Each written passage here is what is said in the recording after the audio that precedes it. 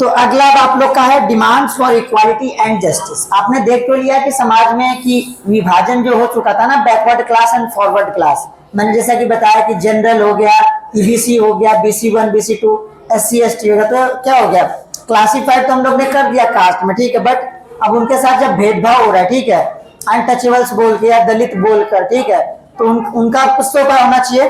तो यहाँ पर उपाय क्या है, demands and equality and justice, है ना। डिमांड करना, मांग करना किसके लिए, इक्वालिटी एंड जस्टिस, यानी समानता के लिए और न्याय के लिए। तो यहाँ पर देखते हैं कौन से व्यक्ति ने क्या कदम उठाया। तो सबसे पहले यहाँ पर बता रहा है, the second half of the 19th century people from within the non Brahmin caste, यानी नॉन ब्राह्मण मतलब क्या, कि ऐसे व्यक्ति जो ब्राह्मण नहीं है, ठीक है, उस जाति से जो बिलोंग करते थे, उन्होंने क्या किया, मूवमेंट यानी आंदोलन चलाया, ठीक है। The Satnami movement in Central India was founded by Ghasidas, who worked the leather workers and organized movement to improve social status। अब यहाँ पर क्या है, यहाँ पर बता रहा है सतनामी मूवमेंट, क्या बता रहा है, सतनामी मूवमेंट, है ना। अब आप लोग यहाँ पर ध्यान दोगे, सतनामी मूवमेंट,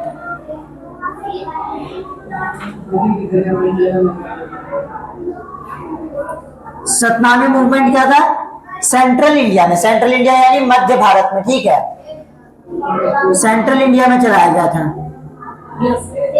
जैसे आप लोग समझ लो कि सेंट्रल इंडिया कहां पर कैसे किस तरह से होगा।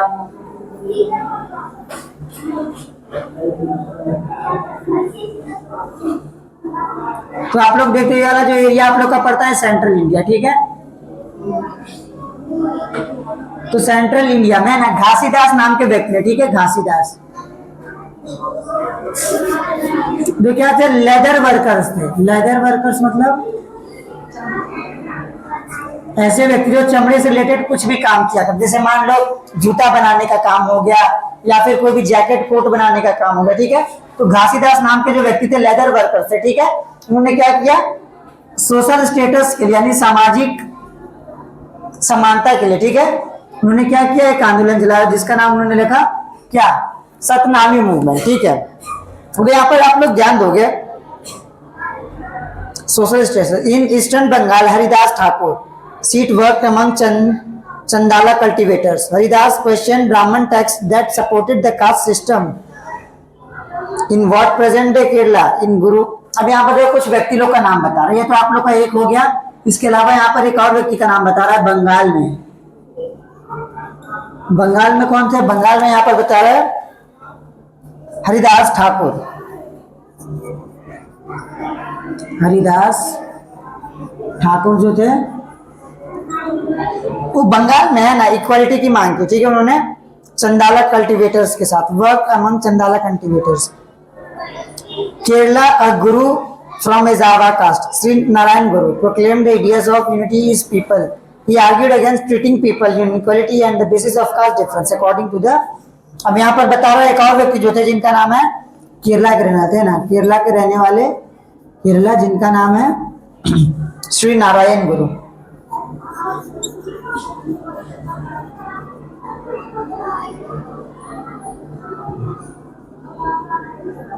ठीक है। अब ये व्यक्ति आप लोग जो देख रहे हो, हरिदास ठाकुर, श्री नारायण गुरु, उसके अलावा फिर यहाँ पर जो सतनामी मूवमेंट चलाने वाले जो व्यक्ति थे, घासीदास, है ना। ये सब बात किसकी करे, सब डिमांड करे इक्वालिटी यानी समानता की, जो कास्ट में, कास्ट सिस्टम है, ठीक है, जो बैकवर्ड क्लास है, बैकवर्ड क्लास को अधिकार की मांग कर रहे हैं ना, कि उनको अधिकार मिलना चाहिए। जैसा कि मैंने बताया भी, जो बैकवर्ड क्लास थे वो विदेश में जाते थे, क्या करने के लिए, काम करने के लिए, एज ए लेबर, मजदूर के रूप में, ठीक है। बट बाद में उनको आप लोग देखोगे कि एक गुलाम की तरह उनके साथ बिहेवियर किया जाता था, ठीक है। अब आप लोग यहाँ पर देखोगे भी कि आगे एक और व्यक्ति आएंगे ना इसी तरह से, जो आपको बताएंगे इससे रिलेटेड कुछ बात। अब जैसे यहाँ पर देखो इनका कहना क्या था, श्री नारायण गुरु, श्री नारायण गुरु का यहाँ पर एक बात है, कथन है, कहा गया यहाँ पर, क्या देख लेता हूँ, one cast one religion one God for human kind, है ना। अब यहाँ पर क्या बोल रहे हैं कि एक ही जाति होनी चाहिए, है ना, एक ही धर्म होना चाहिए और एक ही भगवान होना चाहिए, किसके लिए, मानवता के लिए, किसके लिए। जैसे आज के समय में आप लोग देखोगे ना कि जो आज के समय में भेदभाव या डिस्क्रिमिनेशन होता है, या फिर बोल लो लड़ाई भी होता है ना, तो आप लोग देखोगे डिस्क्रिमिनेशन का कारण क्या है, कि डिफरेंट रिलीजन है, अगर यहाँ पर, फिर डिफरेंट रिलीजन के अलावा गॉड भी डिफरेंट है, ठीक है, कास्ट भी डिफरेंट है। अब तो लैंग्वेज के नाम से भी झगड़ा होता है ना, आप लोग देखोगे महाराष्ट्र में, ठीक है, लैंग्वेज के भी नाम से होता है झगड़ा। जैसे कि आप लोग देखोगे महाराष्ट्र का जो मराठी बोलने वाले लोग हैं ना, वहां पर माना जाता है कि जिसको मराठी नहीं आता है वो यहाँ पर रहने लायक व्यक्ति नहीं, ठीक है। चाहे तुम किसी भी स्टेट के हो, अगर तुमको मराठी नहीं आएगा तो हम तुम्हारे साथ बुरा व्यवहार करेंगे, ठीक है। तो लैंग्वेज के नाम से भी अब लड़ा जाता है। जैसे आज आप लोग देखोगे सब लोग धर्म के नाम से लड़ेंगे कि क्रिश्चियनिटी अच्छा है, हिंदू अच्छा है, इस्लाम अच्छा है, ठीक है, बौद्ध अच्छा है, जैन अच्छा है। गॉड के नाम से हमारे भगवान अच्छे हैं, कोई बोलेगा हमारे भगवान अच्छे हैं। कास्ट के नाम से कि हमारी जाति अच्छी है, ठीक है, कोई बोलेगा हमारी जाति अच्छी है। लैंग्वेज के नाम से, जैसे कि मैंने महाराष्ट्र का एग्जांपल दिया, ठीक है, महाराष्ट्र में बोला जाता है, आप लोग वीडियो देखोगे कि बहुत बार जिनको मराठी बोलने नहीं आता है उनको मारा पीटा भी जाता है कभी कभी, ठीक है, गलत व्यवहार किया जाता है जो वहाँ के मराठी भाषी लोग है, ठीक है। तो क्या है, आप लोग देखोगे भेदभाव होता है किस बेस पर, डिफरेंट है ना, आप लोग देखोगे जो डिफरेंट अलग अलग चीजें होती है ना, विशेषता उसके आधार पर, ठीक है।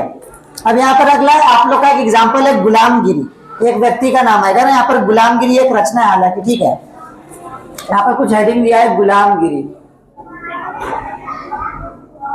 ये एक बुक है जो किन्होंने लिखा है, ये बुक लिखा है एक व्यक्ति जिनका नाम आप लोग देखोगे ज्योतिराव फुले। क्या नाम है?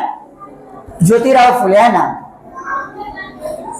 ज्योतिराव फुले। अब आप लोग देखोगे ये जो व्यक्ति, ये भी क्या करते हैं, बैकवर्ड क्लास से बिलोंग करते हैं ना। अब जब बैकवर्ड क्लास से बिलोंग करते थे तो इनको सीधी सी बात है कि हिंदू धर्म यानी जो हिंदू समाज है उसमें इनको पढ़ने का अधिकार नहीं था, ठीक है। तो इन्होंने अपनी शिक्षा कहां से पूरी की, एजुकेशन इन्होंने कहां से प्राप्त किया, एजुकेशन इन्होंने लिया क्रिश्चियन मिशनरीज से। कहां से? क्रिश्चियन मिशनरी, है ना। तो इन्होंने अपनी शिक्षा कहां से ली, क्रिश्चियन मिशनरी से ली, ठीक है।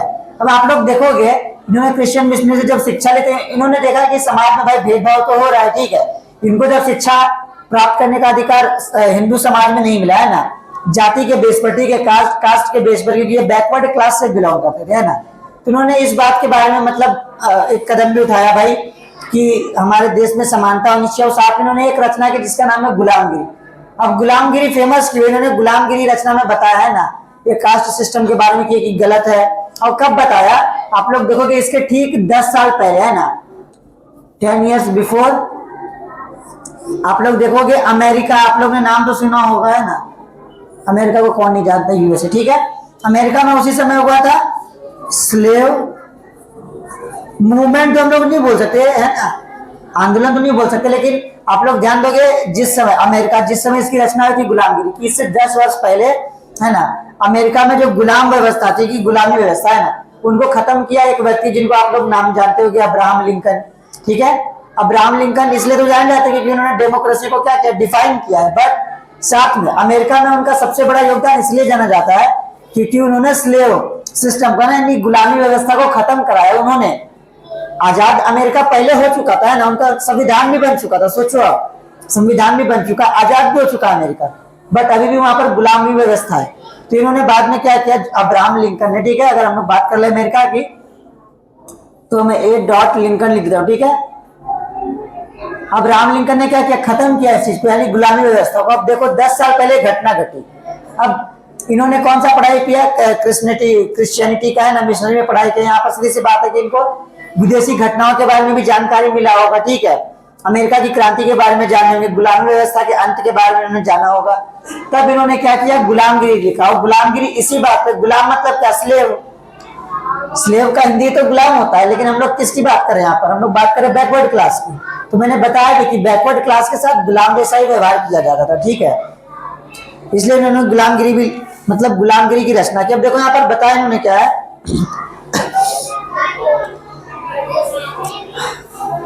He set out to attack the Brahmins' claim that they were superior to others since they were Aryans. Fule argued that the Aryans were foreigners who come from outside the subcontinent and defeated the subjudged the true children of the country. अब देखो यहाँ पर ये क्या बता रहे हैं, है ना। अब ब्राह्मण आप लोग जानते हो कि ब्राह्मण किस में आता है, जनरल कैटेगरी में आता है, यानी फॉरवर्ड क्लास में आता है ना। अब ये क्या बोलते हैं कि जो ब्राह्मण थे वो हमारे देश के नहीं थे, हमारे देश के वो आर्य कहलाते हैं। आर्य आप लोग जानते हो, आर्य मतलब वो आप लोग देखोगे प्राचीन भारत में है ना, जो पुराने विदेशी, ठीक है, विदेश से जब भारत में युद्ध करने आते थे तो वो भारत में भी रुक गए है ना, और जब भारत में रुक गए तो भारत में वो रहने भी लगे, और जब रहने लगे तो भारत के बन भी गए। और माना जाता है, इनके अनुसार इन्होंने माना कि जो ब्राह्मण है, ब्राह्मण वो आर्य है, आर्य मतलब विदेशी है। कौन है वो लोग? और जो विदेशी है वो ब्राह्मण बन चुके हैं, हमारे देश में आकर हमें को गुलाम बनाया, तब तो गलत है भाई। तो उन्होंने बोला कि ब्राह्मण को यहाँ से निकालो, ठीक है, भगाओ ब्राह्मण को, ठीक है ना, इस बात की इन्होंने मान की।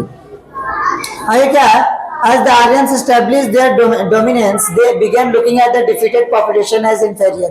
As low caste people, according to the Phule, the upper caste had no right to their land and power. अब ये बोलते हैं कि जब अपर कास्ट वाले लोग हमारे देश के नहीं है, वो आर्य यानी विदेशी हैं, तब उनका जमीन पर अधिकार भी नहीं होना चाहिए ना, उनका अधिकार हटना चाहिए हमारे जमीन पर से। The land belong to indigenous people, the so called low caste, है ना। अब ये जो अधिकार है जमीन का, वो किनके पास जाना चाहिए? लो कास्ट के पास, जो नीची जाति के लोग माने जाते हैं ना। Phule claim that before Aryan rule there existed a golden age when warrior present till the land and rule the Maratha countryside in the just fair ways. अब यहाँ पर क्या बोल रहे हैं? यहाँ पर ये बोल रहे हैं ना कि जब तक आर्य हमारे देश में नहीं आए, तब तक जो हमारा भारत था वो गोल्डन एज में बिलोंग कर रहा था, यानी गोल्डन एज में रह रहा था, ठीक है। कास्ट सिस्टम नहीं था, जाति व्यवस्था नहीं थी, ठीक है, तो उनके लिए गोल्डन एज था। तो यहाँ पर बिल्कुल यही बता रहे गुलामगिरी में ना, कि जो हमारा समाज है वो गुलाम बना दिया है किनको? जो लो कास्ट के लोग है, ठीक है, जो बैकवर्ड क्लास के लोग है। इन 1873 फुले रोट अ बुक नेम्ड गुलामगिरी। अभी 1873 में लिखा गया था। कब लिखा गया था? 1873 में, है ना।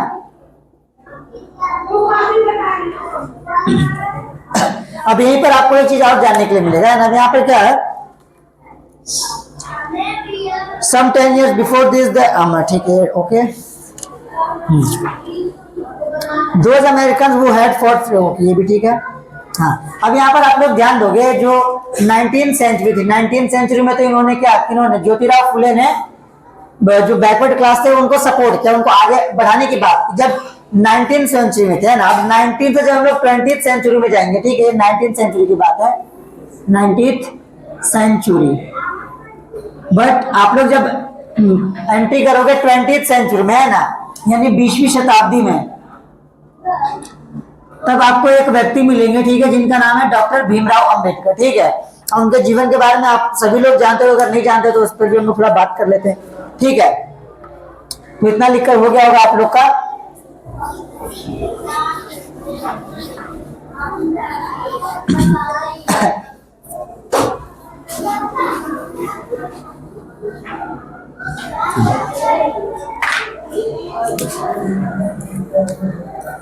तो हम लोग अब 20th सेंचुरी की बात करते हैं।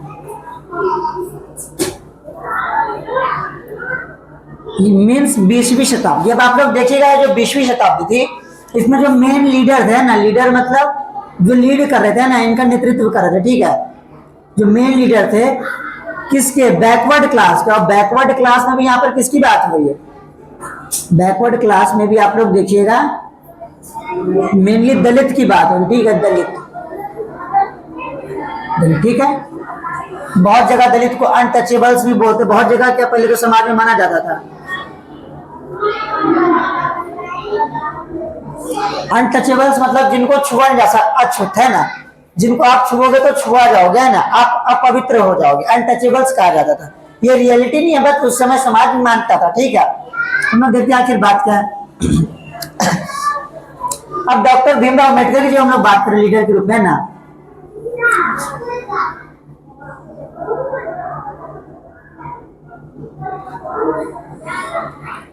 अब आप लोग ध्यान दीजिएगा, डॉक्टर भीमराव अम्बेडकर के जो पिताजी थे, ठीक है, आप लोग देखिएगा उस समय हमारे देश में कौन थे? ब्रिटिश थे। और ब्रिटिश की आप लोग जानेंगे कि आर्मी भी होती थी, ठीक है ना। और आर्मी में एक रेजिमेंट यानी ऐसी टीम भी थी, है ना, जो किससे बिलोंग कर रही थी? दलित समाज से, ठीक है ना, जो दलित समाज से बिलोंग करती, ठीक है। और आप लोग जब इनके जीवन के बारे में देखोगे तो जो इनके पिताजी थे ना, इनके पिताजी डॉक्टर भीमराव अम्बेडकर के पिताजी, वो दलित रेजिमेंट में क्या थे? आर्मी में थे, ठीक है। बट जब उनका बोल सकते हैं कि जब रिटायर हो गए वहां से ना, फिर उनको आगे जीवन जीने में बहुत दिक्कत हुई, ठीक है, कहीं पर भी उनको काम नहीं मिलता था। जब तक वो दलित रेजिमेंट में था तब तक तो पैसे का साधन था, लेकिन जब वो निकल गए तब काम नहीं मिला। तो उन्होंने अलग अलग काम करके, कोशिश करके अपने जीवन में क्या किया, जहां तक पाल सके अपने बच्चों को वहां तक पाला। लेकिन आप लोग देखिएगा, डॉक्टर भीमराव अम्बेडकर को स्कूल टाइम में, है ना, स्कूल टाइम इनके साथ होता क्या था, इनके साथ नहीं, लगभग अधिकतर दलित के साथ जो पढ़ने के लिए इच्छुक थे ना, अधिकतर हम लोग को इच्छुक थे ही नहीं। इच्छुक इसलिए नहीं थे क्योंकि उनके पास क्या था, ये चांस नहीं था कि वो लोग पढ़ सकते, और अगर पढ़ना भी चाहते तो उनको बहुत कष्टदायी जीवन है ना जीना पड़ता क्लास में, ठीक है। जैसे पहला क्या, आपको पढ़ना है तो आप क्लास के बाहर रहोगे। यहाँ पर जैसे कि यहाँ पर आज आप लोग बेंच पर बैठे हो, लेकिन उस टाइम क्या था कि बच्चे लोग दरी पर बैठते थे। अब वहां पर भी क्या, बच्चा बैठेगा कहाँ, क्लास के बाहर, गेट के बाहर। मैं यहाँ पर पढ़ा रहा हूँ, बच्चा वहां से सुनेगा, ठीक है। अगर पानी उसको पीना, तो आज जैसे आप लोग आज बॉटल लेकर आते हो, बॉटल है ना, उसमें पानी पीते हो, लेकिन उसमें बॉटल होता नहीं था, उसमें मटका होता था, है ना, विद्यालय में। उसी मटके से सब लोग पानी से पिया करते थे, ग्लास से, ठीक है। अब ऐसी बात है कि उनको पानी भी पीने के लिए नहीं मिलता था। पानी क्यों नहीं पी सकता, क्योंकि अगर पानी छुएंगे तो मटका छुआ रहेगा, पानी छुआ रहेगा, और जब पानी छुआ रहेगा तो कोई नहीं पिएगा, तो पानी भी नहीं पी सकते। तो पीता, उनको पानी कौन पिलाता था, तो जो चपरासी होता था ना वहां पर का, तो पानी पिलाता था। वो भी ऐसे नहीं कि मतलब हाथ में देकर, नहीं, वो ऐसे हाथ नीचे करेंगे, ऊपर से उनको पानी इतने ऊंचे से गिराया जाता था, है ना, तो वैसे करके पानी पियेंगे वो।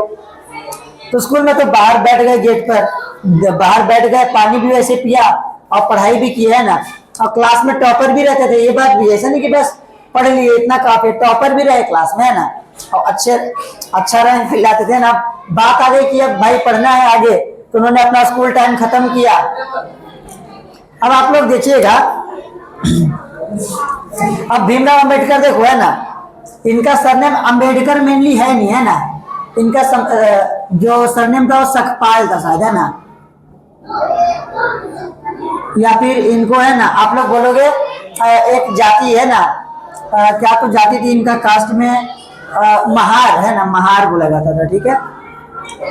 महार जाति मतलब अनटचेबल, दलित में भी क्या थे, महार थे, ठीक है।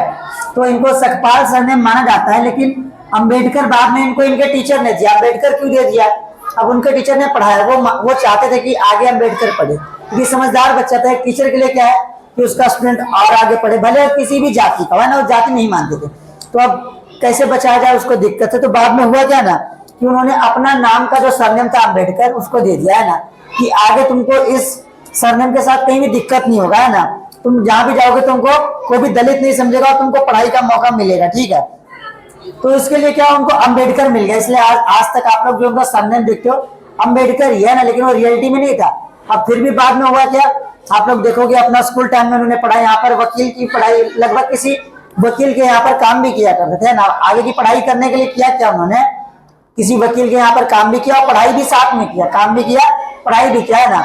और मैंने बताया कि जब पढ़ाई में अच्छे थे तो एक राजा थे, है ना, कहाँ के, बड़ौदा के साथ, है ना। तो उन्होंने उनको क्या दिया, उनको बोला कि भाई तुमको मैं पढ़ाऊंगा, है ना, लेकिन तुमको जब तुम पढ़ के आ जाओगे उसके बाद तुमको मेरे राज्य में काम करना है, एज इकोनॉमिस्ट, यानी अर्थव्यवस्था से रिलेटेड कोई भी काम करना है। तो ये फिर पढ़ाई करने के लिए कहा, यूएस गए, यानी अमेरिका।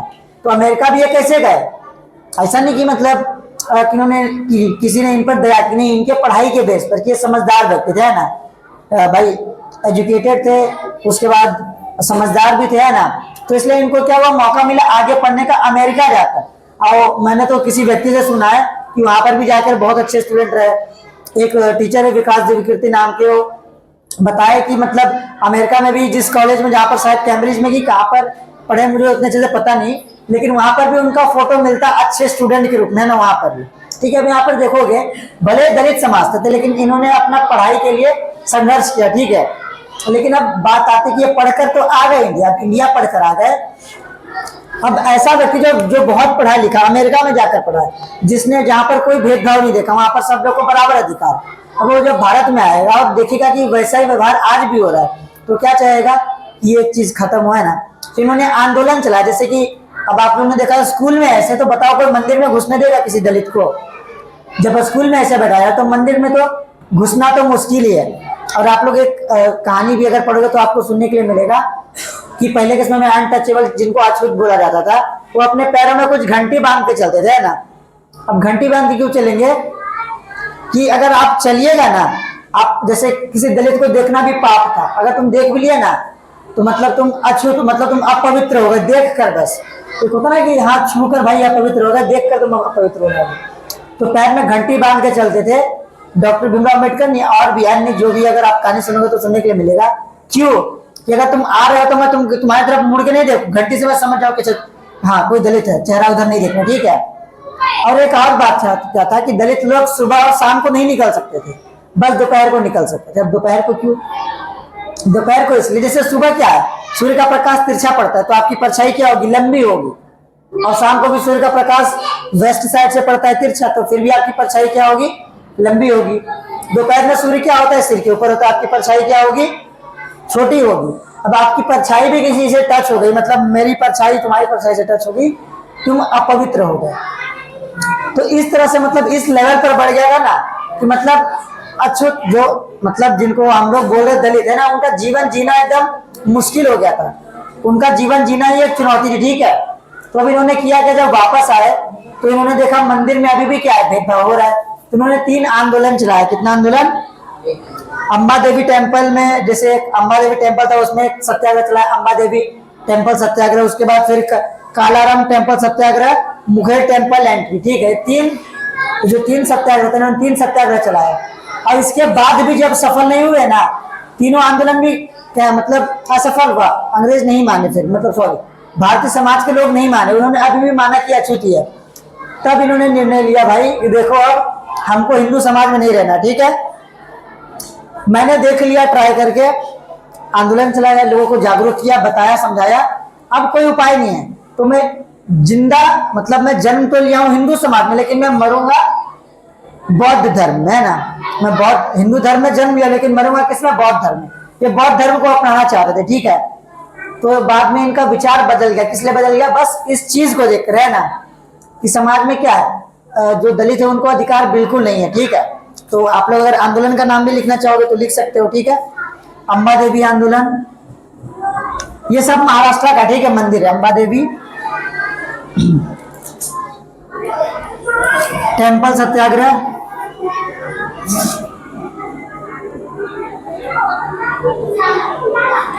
उसके बाद है फिर कालाराम सत्याग्रह, कालाराम टेम्पल सत्याग्रह, और तीसरा है आप लोग का मुंगेर टेम्पल सत्याग्रह, मुंगेर टेम्पल एंट्री। ये 3 आंदोलन इन्होंने, 3 मूवमेंट चलाया, ठीक है। तीनों समझ लो कि भाई किसी फायदे का नहीं था, ठीक है। अब यहाँ पर हुआ कि आप लोग देखिएगा, अब आप लोग यहाँ पर ध्यान दिया, अब इसके बाद इसका जो परिणाम निकला, इन्होंने डिमांड किया कि इनको क्या करना है, नो हिंदू हिंदू, ठीक है, हिंदू रिलीजन, है ना। अब ये किस में चले गए, ये चले गए बेटा क्या था यार, बुद्धिज्म, है ना।